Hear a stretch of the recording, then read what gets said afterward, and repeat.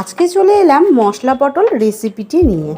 এখানে পটল আমি লম্বা লম্বা করে কেটে নিয়েছি। এবার নুন হলুদ মাখিয়ে তারপর হালকা শ্যালো ফ্রাই করে নেব। চলো একটা মশলা এবার রেডি করে নেওয়া যাক।